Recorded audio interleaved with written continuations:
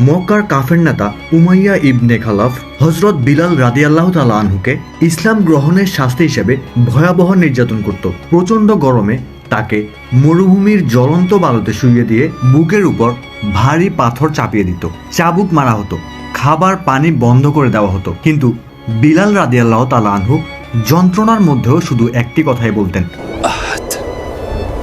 আহাদ আহাদ, আল্লাহ এক, আল্লাহ এক।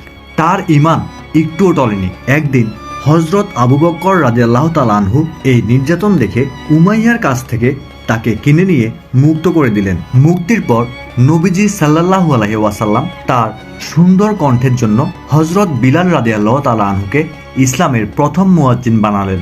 তিনি মদিনায় প্রথম আজান দিয়েছিলেন এবং মক্কা বিজয়ের দিন কাবার ছাদ থেকে আজান দিয়ে ইসলামের বিজয় ঘোষণা করেছিলেন। এই ঘটনা আমাদের শেখায় কষ্টের মধ্যেও আল্লাহর উপর ভরসা রাখলে এবং সত্যের উপর অটল থাকলে আল্লাহ অসাধারণ সম্মান ও পুরস্কার দান করেন। আল্লাহ আমাদের সকলকে হযরত বিলাল রাদিয়াল্লাহু তাআলা আনহু এর মতো অটুট ঈমান দান করুন। আমিন।